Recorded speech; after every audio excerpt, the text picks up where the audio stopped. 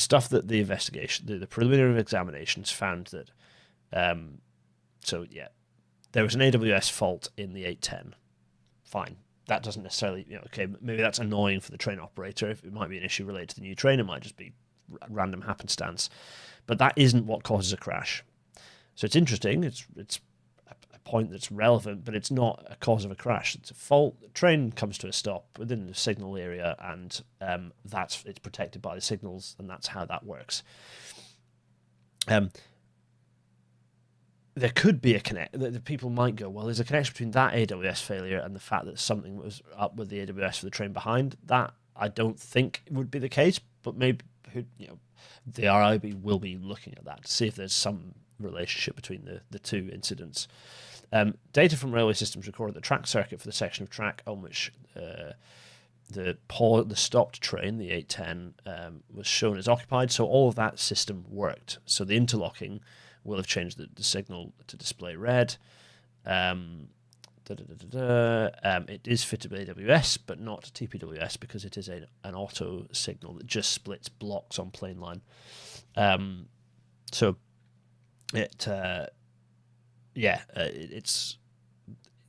therefore it's lower risk, seen as lower risk, and particularly when TPWS was fitted, it was fitted at high risk junctions, buffer stops, speed reductions, speed restrictions. TPWS probably got rid of 95% of at-risk sites, or 95% of risks were removed. But the trouble is, at that point, the 5% becomes 100%. And that's kind of the situation we're in now. And that 100% with much higher traffic means that there is a risk now. And the other thing I think that's a problem is that where's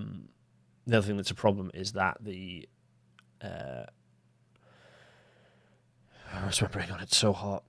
I'm going to drink water, actually. Where's my water? Why have I put my water out of reach? That is absolutely calamitous. I bet it's downstairs or something, isn't it? Bonkers. What was I doing with that? What was I saying? Train. No, it's gone. Absolutely just had my brain completely melt there. The public will rightly, and the press, I suspect, will be, and already I've seen it, going, wait a minute, I thought that level of protection, that thing that, I assumed that the whole railway had that level of protection quite reasonably.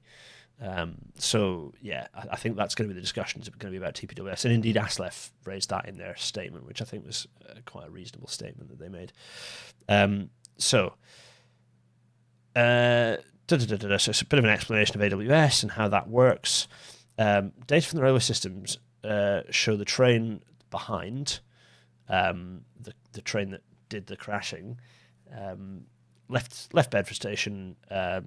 Forward-facing CCTV showed the train past a caution signal. Fine. Continued on the up slow until it reached Bedford South Junction, where it crossed up onto the up fast line. The signal protecting the junction was also displaying a yellow aspect as the train passed it. Having entered the up fast train hotel, then approached the signal in question, Whiskey Hotel 154. This signal was displaying a red aspect. The CCTV in the front, so answering who someone raised this, Gareth, you were raising this about being devil's advocate. No, because the forward-facing cameras showed that the signal was displaying a red aspect as the train approached and then passed it. The data downloaded from the OTDR on the front vehicle of this train is still being analysed, so the one that got smashed horrendously, as the recorder could not be accessed until the vehicle was recovered. This means it's not yet possible to say what indication the driver received from the AWS equipment on the train or how they responded to this. So we don't know whether a brake application was made. Sorry, that's not true. We don't know whether the driver ignored the pressed ignore on the AWS, because the driver can do that and then it goes away. So we don't know whether the AWS bell sounded and how they responded to it. So that is, I assume from an infrastructure perspective, they've assessed the AWS and it all looks fine infrastructure side, although that isn't made clear on here, so who knows. They did pick up the black box data from the rear vehicle of the train, so the empty cab, the number 2 end, if you like.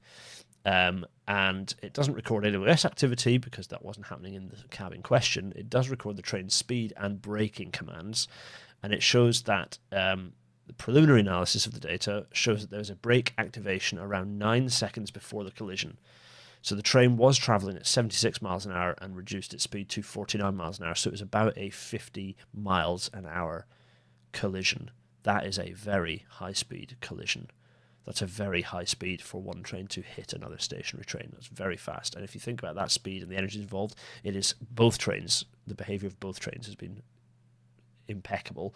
Interior fittings, I'm sure, will come up, particularly for the 360, which is a slightly older train. But frankly, the behaviour of both vehicles, I think, has been quite impressive. I look forward to reading the crashworthiness section, because it'd be nice to read about where crashworthiness is good and being tested. The 810's performance, I suspect, will be highlighted as particularly impressive, because that photo I put up at the end of the main episode was spectacular in how much. In fact, I can bring it back up if you like. Where was it? Bear with me a sec. Let me just big face and bring it up, because it's worth it, because it is genuinely spectacular. I'm going to bring it over here. Yeah, there it is. This image.